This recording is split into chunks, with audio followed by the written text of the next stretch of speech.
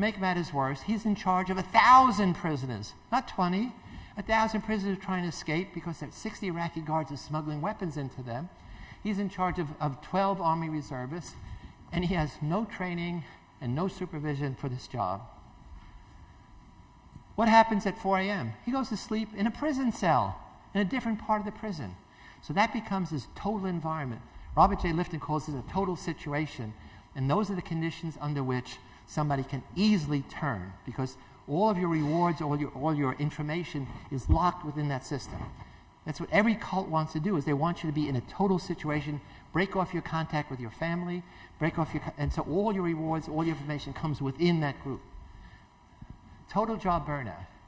Even worse, the place is under constant bombardment. The British told us, don't use that prison because across the street is a housing project. And what they do is they're shooting grenades and mortars, and Abu Ghraib has these huge towers, perfect sighting. 5 soldiers and 20 detainees were murdered there. So every time you go on the job, there's a chance you could die. So what I want to say is, before he went down to the dungeon, he's exactly like a guard in the Stanford Prison Study, with less intelligence. Good, normal, average. And they put him in that situation, and he became, if you will, a monster like the others. So what happens when you take him out of that situation? Is there any lingering thing? So I bring him to my home with his wife, Martha, give him a nice Italian meal, give him my baseball cap, get to know him personally. Normal. And in fact, if you think about what Hannah Arendt said in the trial of Adolf Eichmann, she didn't have the concept of situational analysis, but she called it the banality of evil. And what she said is Eichmann, the guy who orchestrated the murder of 2 million Jews when he was in charge of Auschwitz, everything we know before he went into Auschwitz, normal. And now she's saying, you see this guy on trial, and not only does he appear normal, but the psychiatrists who interviewed him, tested him, some of them said he's more normal than me. A family man, a father, a husband. And it's only when he was in that situation where he had a job. The job was a very difficult one. How do you eliminate 2 million Jews in a few months?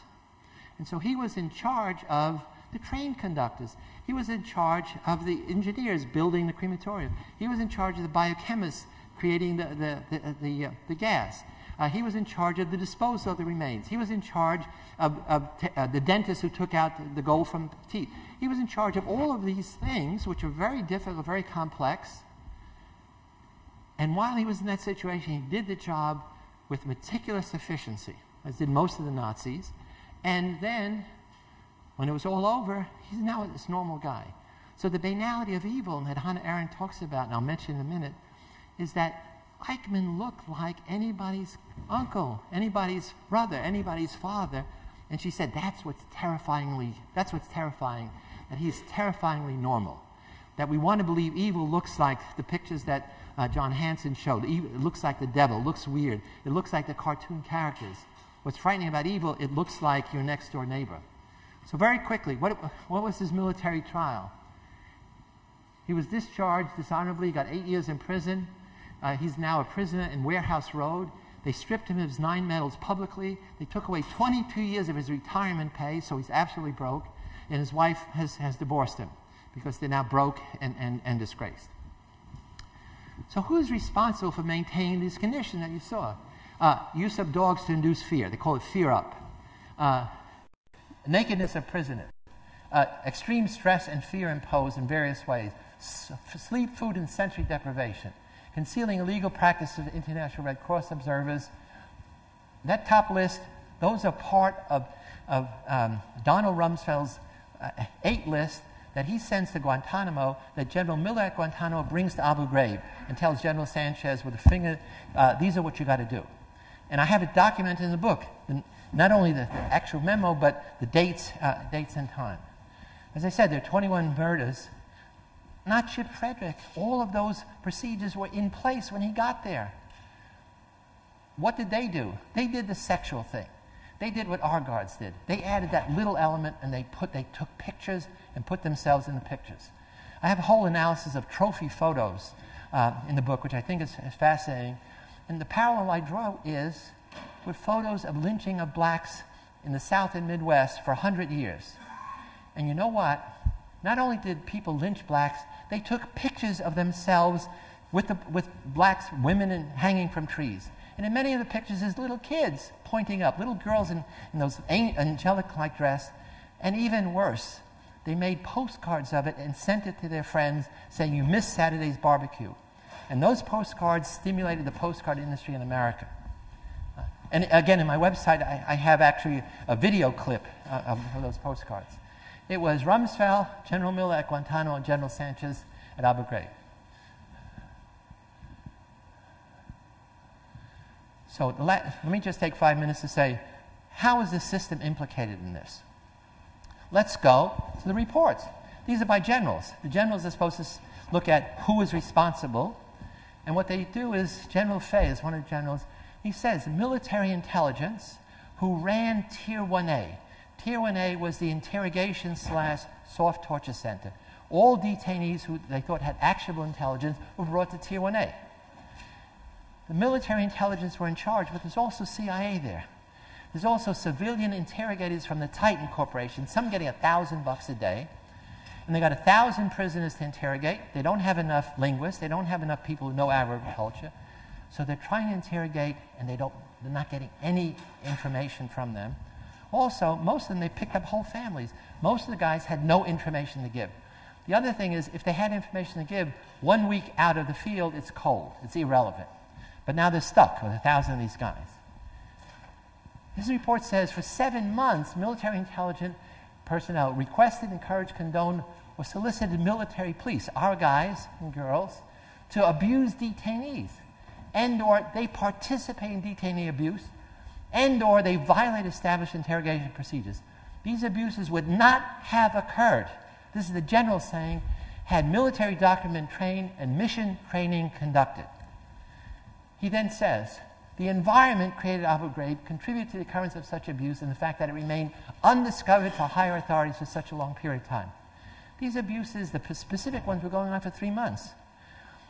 They had a CD with all the pictures you saw plus hundreds of others that were circulating. Soldiers had them on the screensaver.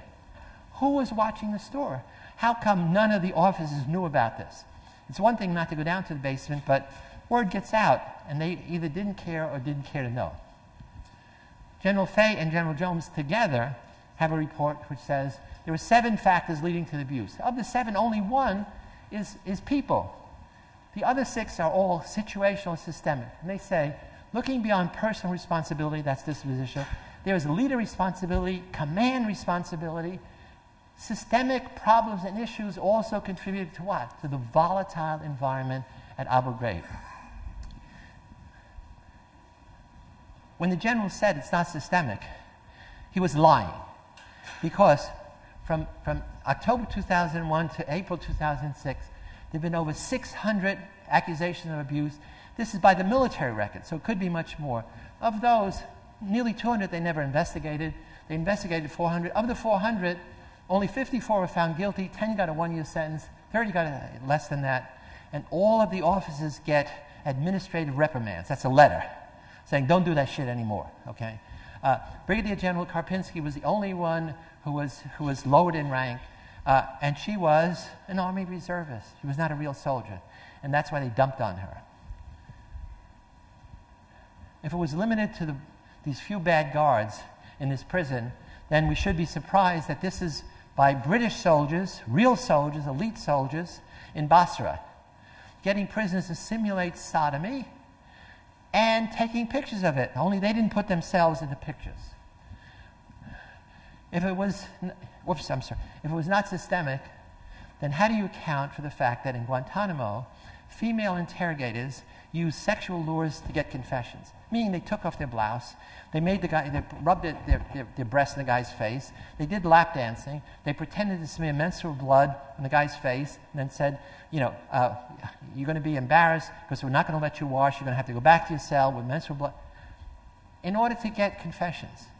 This is documented in a book by Eric Sarr, who was a translator, and says, this is what I observed, this is what I took part of.